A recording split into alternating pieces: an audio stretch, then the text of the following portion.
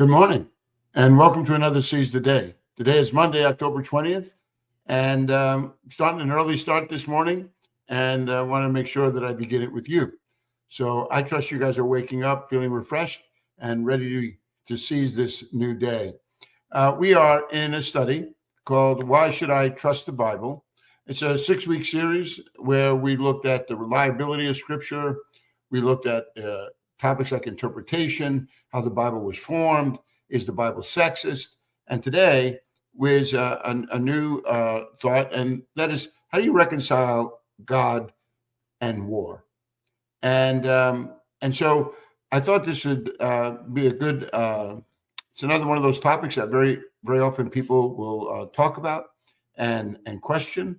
And so I thought it would be good for us to start maybe a little bit of that study. We have also been using some of the resources from Amy Ewing Orr, and she is a professor at the at Oxford University, and very bright, a great apologist. Has written a number of books, but she has given us a video series that's available on our website.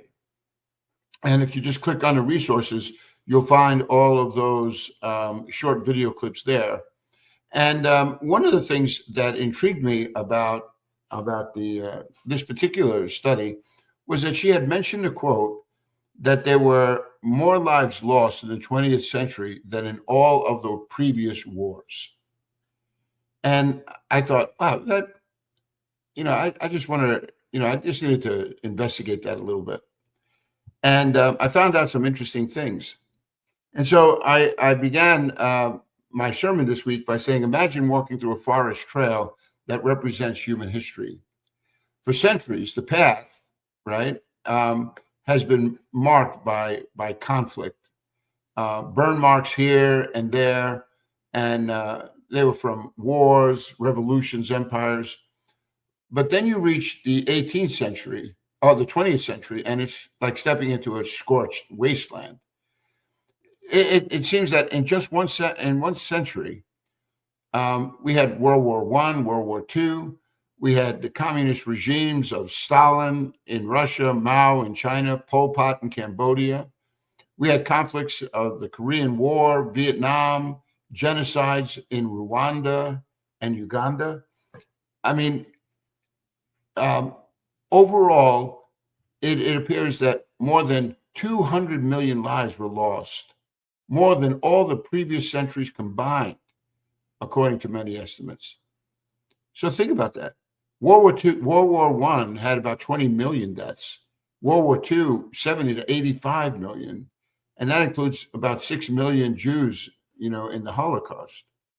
I mean, just terrible. And I thought maybe, we invented these weapons of mass destruction, and now we can fly planes and shoot from the seas, and there's so many, other ways to just kill each other. But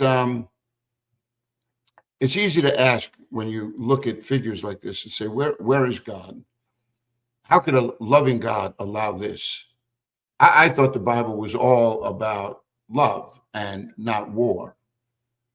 Well, the evil in this fallen world, I think, can cause us to harbor doubt and uncertainty. And it's difficult to stand firm when the world reveals its darkness. It's difficult to stand when the world confronts you with unspeakable terror and sorrow. It's difficult to stand firm when the ground beneath you gives way to the fury of warring nations. But there are some answers to this dilemma. They aren't always obvious, and sometimes they're really hard for us to get our head around. And so, how are we to make sense of a world that is bent on violence and destruction? Well, before I answer, I just want to suggest maybe that we also ask a different kind of question. For instance, when we look at all these wars, might there be some unseen factors influencing what we observe? What if our understanding only scratches the surface of a larger truth? What if our eyes are fixed on the wrong things?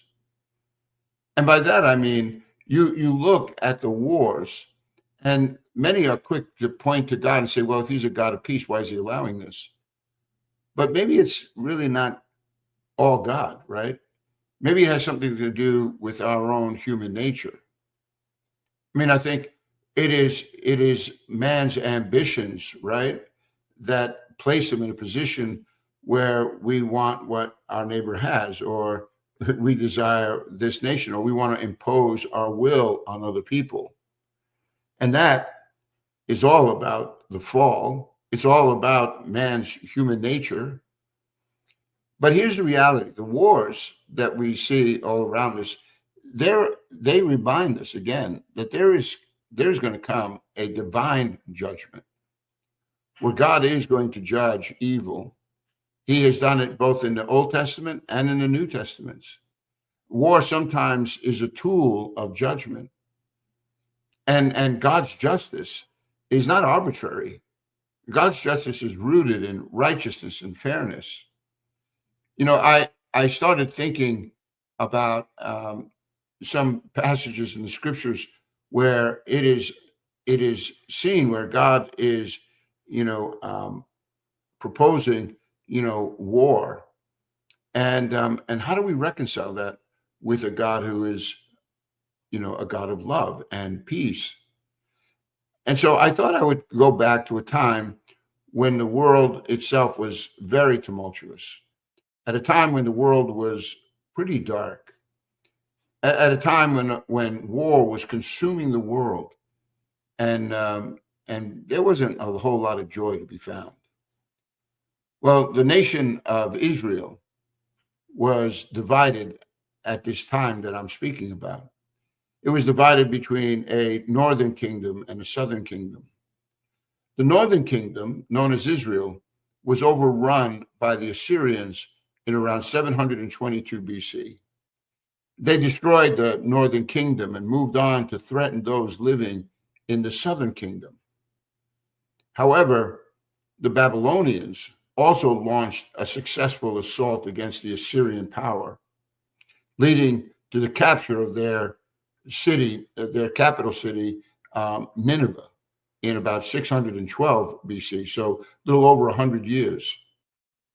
And they would consolidate their power by defeating the Egypt at around 605 BC, another 10 years later. And then the Babylonians would go on to attack Jerusalem, taking its inhabitants into exile and destroying the city and their temple in 586 BC. So you see, in short order here, the kingdom of Israel is under assault and teetering on non-existence. The Assyrians wreaking havoc, and right behind them are coming the Babylonians. Well, it was right around this time, when right before the fall of Jerusalem, that the people, they're going to experience an exile from their land. The temple, the centerpiece of their life, is going to be torn down and destroyed by fire. Life would cease to ever be the same again. I want you to think about this. The temple, it was the hub of their life, with daily sacrifices, temple meetings, the great feast days that required the nation of Israel to all join together.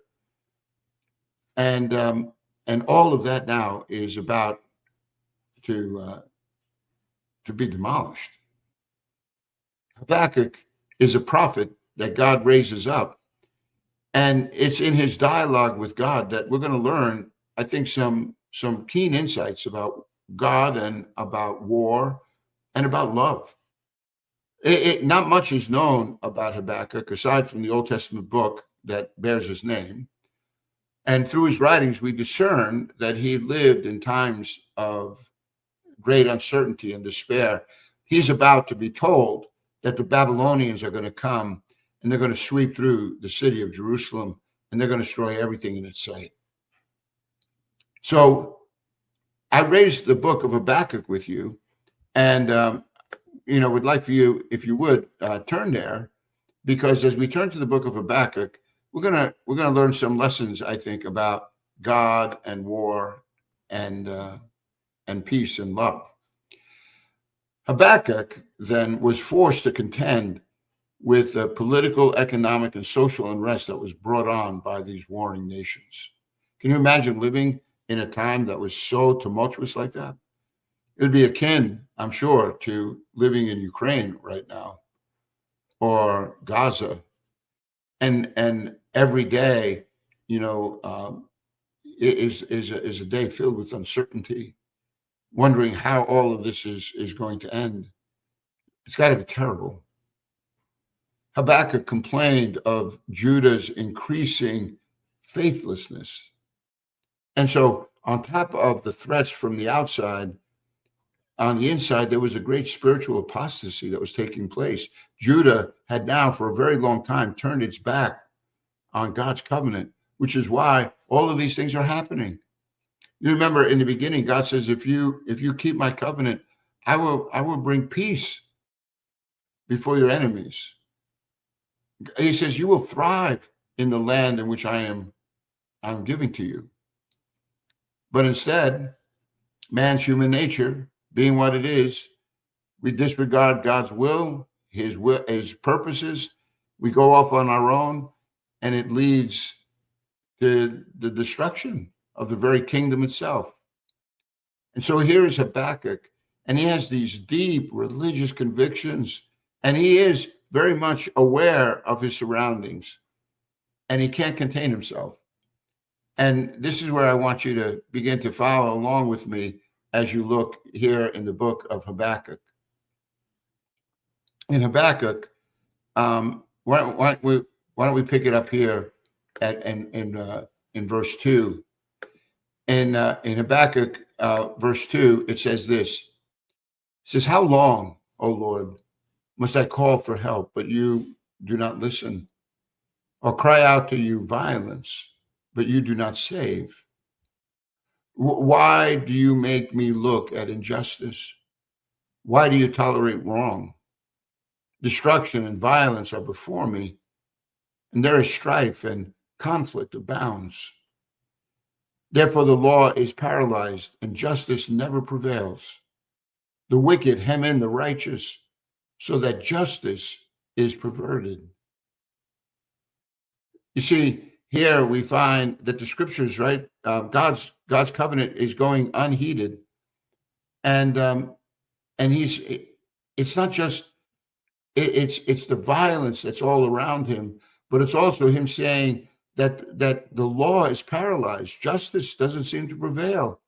The wicked are hemming in the righteous. Justice is being perverted. And this is exactly what we're finding that's taking place. There's a passage, another passage here that I'd like for you to take a look at. It's found in the book of Deuteronomy and chapter 5 and verse 29. This is God writing these words to the nation of Israel. And they are on the cusp now of going and taking in this land. So this is at the very beginning. We're in Habakkuk. We're at the end of Israel's reign. But this is in the beginning. It's filled with so much promise. And in Deuteronomy chapter 5, here I'll put it up here because this is a good text for you to look at. So Deuteronomy chapter 5 and verse 29. So I'll put this up here for you. In this passage, it says, "Oh, that their hearts would be inclined to fear me, and to keep all my commandments always, so that it might go well with them and their children forever." See, this was God's desire. What's coming onto Israel is a divine judgment. They have walked away. God had created this covenant, to bless them, to cause them to prosper. And instead, they have shown their willfulness, over the various centuries since that time. But up in the very beginning, in Deuteronomy chapter 5, and you can even go before that, because Deuteronomy is really the second time that God is giving this law to his people. It's a generation before them that was taken out of Egypt, and God made promises to them, and they didn't keep it, right? They wound up rebelling against God, and they never inherited the land. Now their children are of age, and they are about to inherit this land, and God is saying, listen, don't make the same mistakes your parents did. And Moses is writing here, and he says, oh, that their hearts would be inclined to fear me. It's what Moses is saying, that God is trying to reiterate to the people. Oh, that their hearts would be inclined to not fear as in cower, but to reverence him, to keep his commandments always. For what reason? So that it might go well with them and with their children forever. It wasn't just a matter of what was going to take place. What did God have to gain by any of this?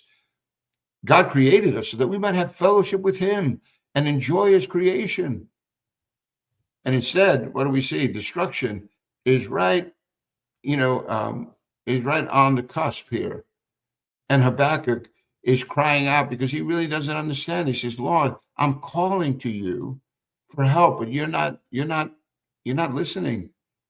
I'm telling you of the violence, and it seems like you're not saving. It could be confusing. Like you want to do God's will, but it seems in many especially for Habakkuk and many in this world, that those prayers are going unanswered. But can I go back again to my starting point here? And that is, there is a divine judgment that very often we don't take as seriously as we should. Habakkuk is about to find out why he is in the position that he is in, and he is about to discover that God is doing something. It's just not what he would have imagined. So we go from this, utter, dismay on the part of Habakkuk to God about to reveal to him what he is doing. And this is another point that I want to make, not just that there's judgment in this world, divine judgment, but God is also going to work out that judgment within our reality. And he does it in ways that sometimes it's obviously surprising Habakkuk, and it surprises us all sometimes. God meets us where we are. He meets us within our historical contexts. And his revelation is ongoing. God is constantly trying to gain our attention and speak into our life so that we might learn to trust him, to call on him. He gives us a perspective on this life. So war in the Old Testament doesn't mean God is violent by nature. I would suggest that the war sometimes, it shows that he's working through broken systems to accomplish his purposes. And the world is going to reap what it sows. And so here God responds here in verse 5 of Habakkuk 1. He says, I want you to look at the nations and watch and be utterly amazed. For I am going to do something in your days that you would not believe, even if you were told. I'm raising up the Babylonians, that ruthless and impetuous people who sweep across the whole earth to seize dwelling places not their own. Now, if you were Habakkuk and you heard God say this to you, you would have thought this was absurd. The Babylonians, they were currently ravaging the world. I started off today telling you, right, that the Babylonians would sweep down on the Assyrians and they would conquer the Assyrian Empire, and then they would go on to defeat Egypt. This was like this horde that was coming across the lands, and it was devouring everyone. And now God is saying, look, I want you to look. I am doing something. You're complaining to me of the lack of justice. You're saying to me, right? Wasn't he's saying that the law is paralyzed, that the wicked are hemming in the righteous, all of which was because they had broken covenant with God, and so they wanted to live like the world. They were going to feel what that was like. Wasn't that God brought it upon themselves? They brought it upon themselves. God didn't bring it on them. And now here they are. They want to live like the world, and yet the world is coming after them. And now Habakkuk is complaining about that. And God says, no, listen, Habakkuk, I've heard you, and I am doing something. And I'm going to use the Babylonians to do it. And God understands who they are. They are this ruthless and impetuous people he says, who sweep across the whole earth to seize dwelling places not their own. Right? So they are bent on violence. And the Babylonians, they're currently ravaging the world, and they are about to be God's tool to bring judgment on Israel as well. God is doing something. And it may not be what Habakkuk expected. But do you notice here that God is the one who is in charge over the affairs of men? The Babylonians, they're only going to do what God allows them to do. And they're going to go as far as he allows them to go. Well, there's a lot more to this story. And we're going to pick it up a little bit more tomorrow. But for today, I want you to know that even the affairs of men are not far from the eyes of God. God is sovereign over the affairs of men and is working to accomplish his will and purposes. So, my men, thank you so much for joining me this morning. We'll continue our study in this whole topic, not only why should I trust God, but about God and war. And so I want to thank you for joining me on this Monday, October the 20th. And I look forward to spending the week with you. Go out, seize the day, and never forget that God is good all the time. God bless.